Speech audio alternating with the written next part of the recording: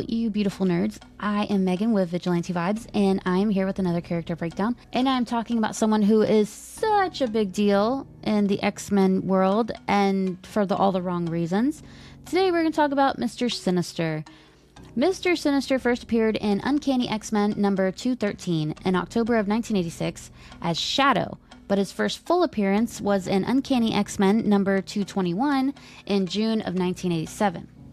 He was created by Chris Claremont and Mark Silvestri.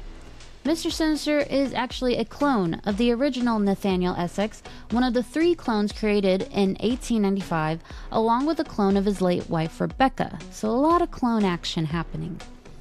The idea was to tackle the looming threat of machine supremacy from different angles. Like the others, Sinister believed he was the real Essex and had no memory of the original dying in Bedlam.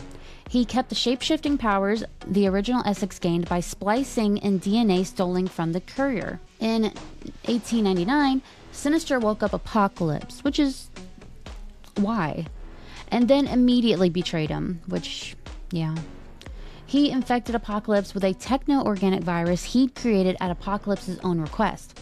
Apocalypse survived thanks to his molecular control, so Sinister ran.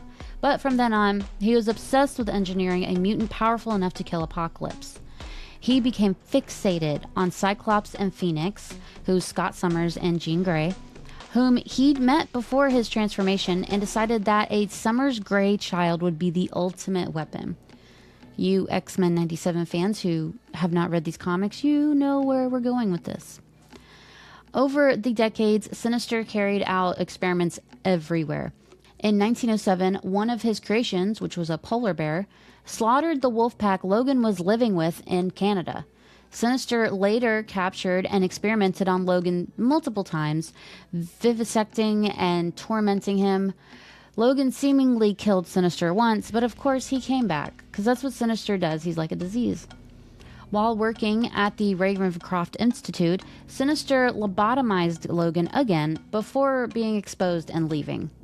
He later traveled to Russia and teamed up with Grigory Rasputin, convincing him to help breed a race of superhumans. Rasputin fathered children as part of Sinister's project until his assassination. Around World War I, Sinister manipulated the Shaw family line, forcing Jacob Shaw to develop shape-shifting powers and murder his own brother. In the early 20th century, Sinister crossed paths with people like Irene Adler, and even influenced Herbert Wyndham, who would become the High Evolutionary, by providing advanced genetic research. In Hollywood during the Great Depression, he hosted glamorous parties while secretly abducting and experimenting on those people, including radio star Faye Livingston, whom he imprisoned for months before he believed that she could produce mutant offspring. It's dark. It's dark stuff. During World War II, Sinister worked alongside Joseph Mengele in Nazi concentration camps, earning the nickname Nosferatu from captive children. He bribed kids with candy to collect blood samples and conducted horrific genetic experiments. He cloned Namor, tried to weaponize mutant genes, and recruited John Greycrow, who is Scalp Hunter, as his first marauder. Later, in Vietnam, he continued abducting soldiers and villagers for experimentation. Under the alias Dr. Milbury, Sinister was part of Project Black Womb in New Mexico, where thousands of children, many mutants, were studied.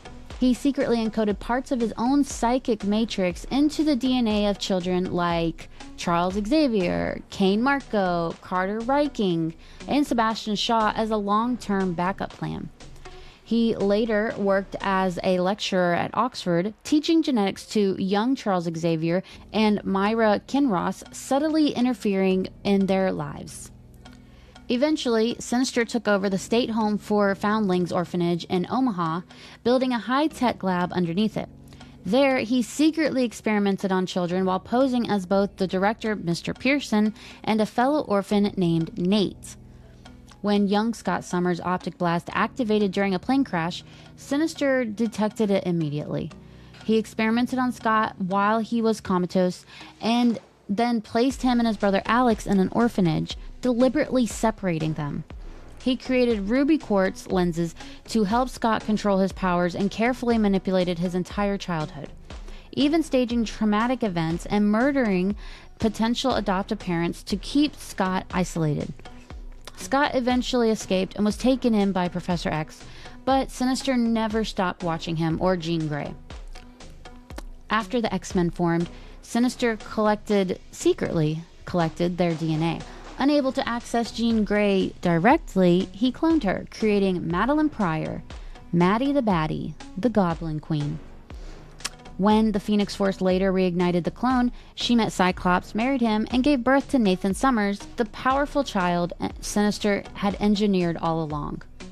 He continued perfecting cloning tech on his island base, Bar Sinister, filled with copies of himself. He orchestrated the Morlock massacre through his marauders, deeming the Morlocks genetically useless. He manipulated Gambit into assembling the team that carried it out. After Jean returned, Sinister tried to kill Madeline and take her child. That led to the Inferno Crisis when Madeline, as the Goblin Queen, nearly destroyed everything.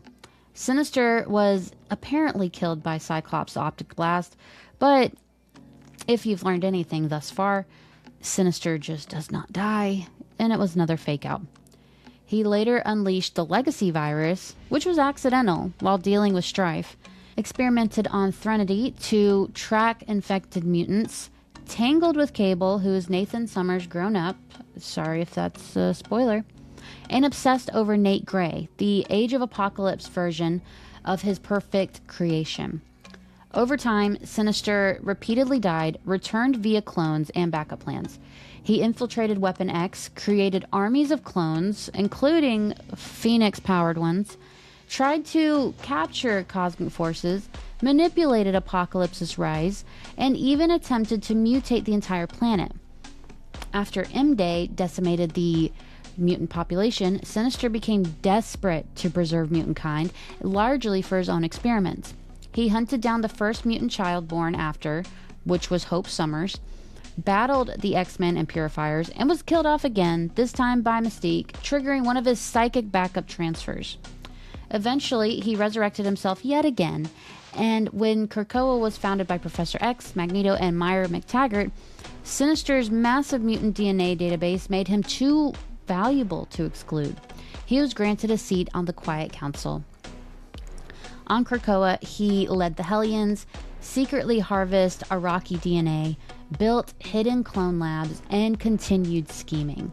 Then he got his most dangerous idea yet: cloning Myra McTaggart and exploiting her mutant ability to reset timelines upon death.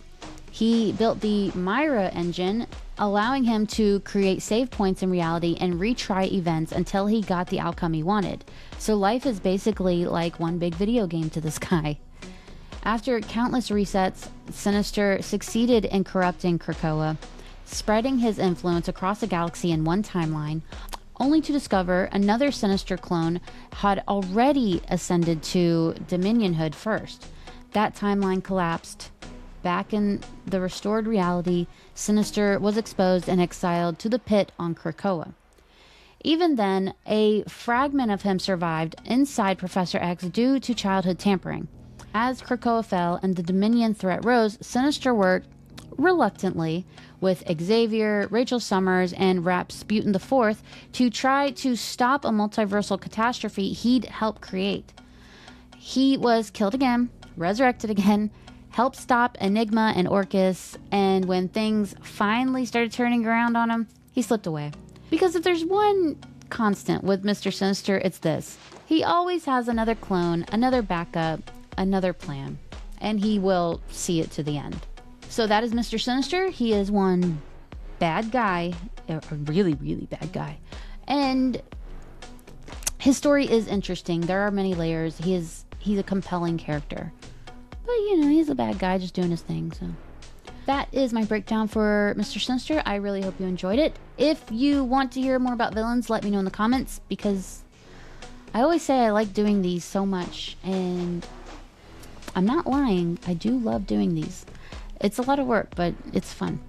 So yeah, please let me know in the comments what character you want to see next. Thank you to all the listeners who have been sending in their requests. I really appreciate it. And yeah, so be sure to like and subscribe, and have a marvelous day.